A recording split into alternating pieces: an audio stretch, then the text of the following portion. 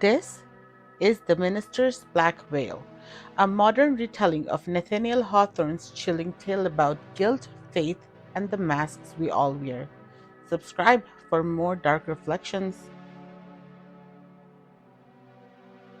It was a quiet Sunday morning in the small town of Maple Hollow, the kind of place where the church steeple still towered above the grocery store and everyone knew everyone's business, or thought they did.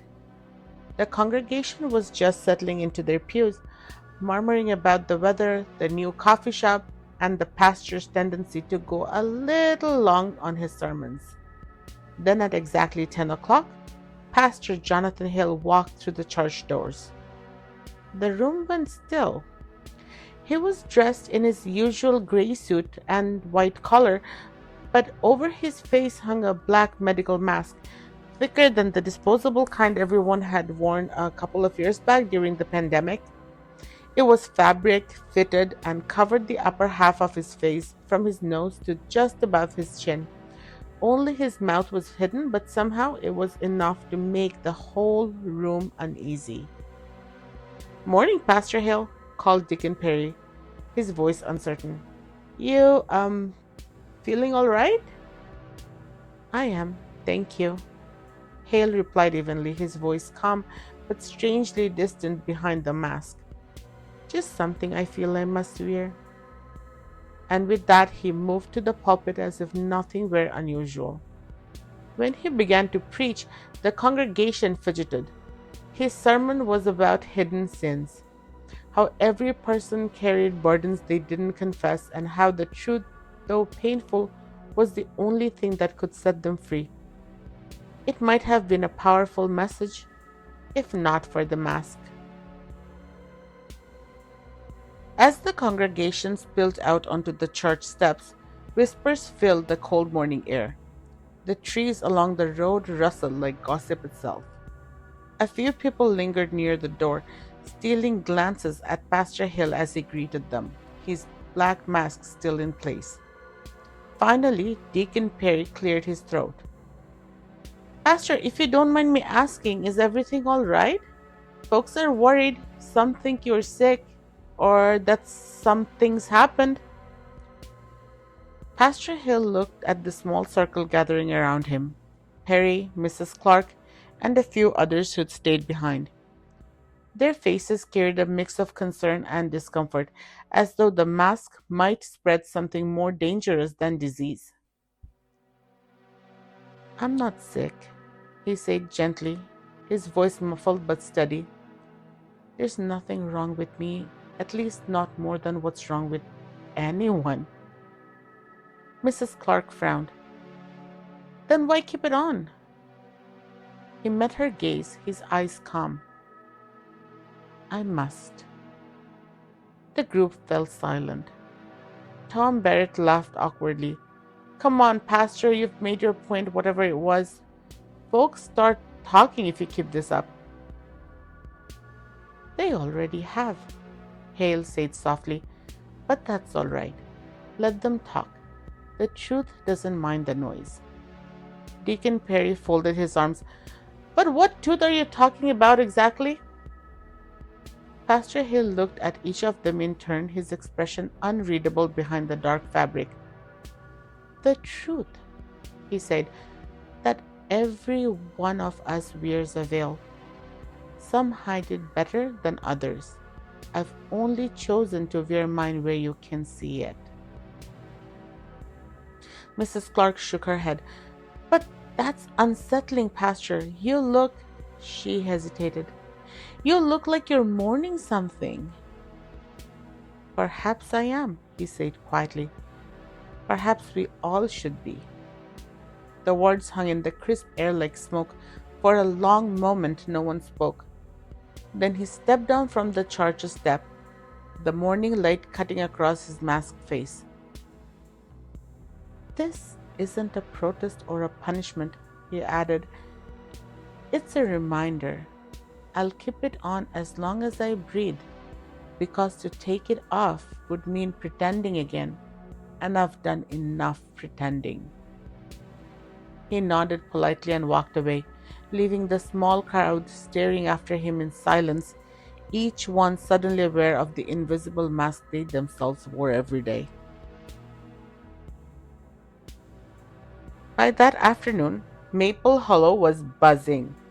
At the diner, between bites of pancakes and sips of coffee, the talk turned into theories. Maybe he's making some political statement, said Mrs. Clark. You know, about the current policies and, also the wars. I heard he had some kind of nervous breakdown, said Tom Barrett. Nah, said an older man from the corner booth. It's guilt. I bet he did something bad. The waitress rolled her eyes but listened all the same. In Maple Hollow, gossip was as much a ritual as prayer. A few days later, Pastor Hale was called to conduct a funeral. A young woman from the congregation who had passed unexpectedly. As he stood over the casket, his face still half hidden, the air in the room grew heavy. Some swore they saw the deceased woman's mother flinch when the pastor leaned close. A few even said they heard the woman's body stir, as though his presence, his shrouded face, had unsettled her spirit. Afterward, in the dim glow of the parking lot lights, the mourners whispered about curses, about darkness following him like a shadow. By the next morning, social media had joined in. Hashtag the masked pastor. Someone had snapped a photo. Pastor Hill in front of the church, black mask dark against the morning sun. Hit Facebook first, then spread to Instagram and TikTok. Creepy! Cult vibes. Maybe he's hiding from God. The comments ranged from jokes to outrage. A few people defended him, saying maybe he was making a point about hypocrisy, but most just wanted to know why. Still, Hale said nothing. He continued to preach, to visit the sick, to lead prayer groups, all with the mask on. His fiancée, Emily Carter, was the only one to confront him directly. They sat in his small, tidy apartment, and she couldn't stop staring at the mask. John, she said softly, people are talking. You're becoming a joke online.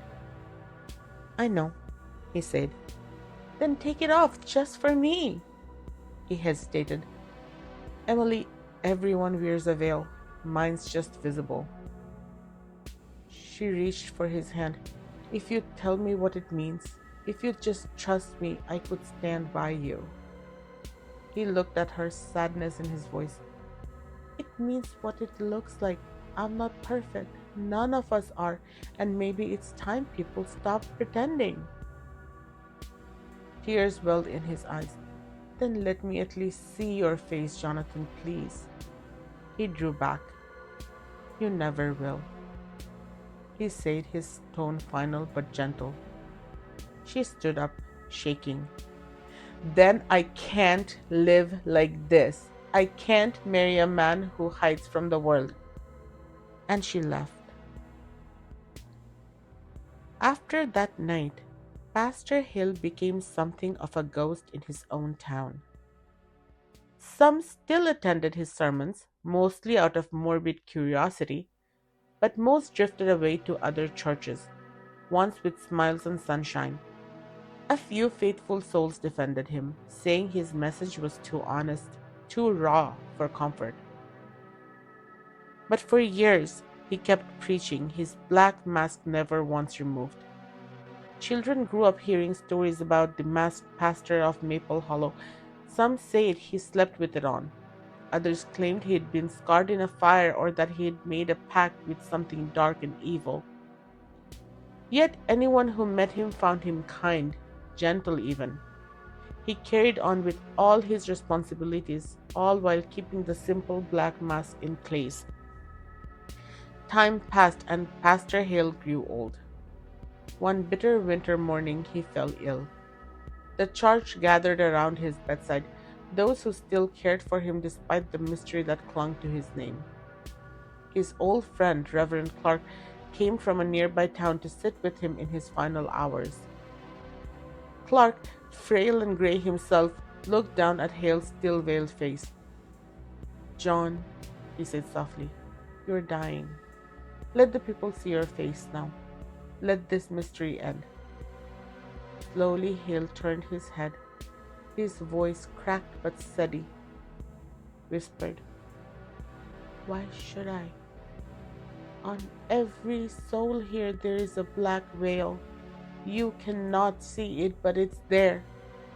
The hidden shame, the quiet guilt, the secret sin no one dares to speak. The room was silent. And then, with a long, trembling breath, Pastor Hale slipped away, his mask still on.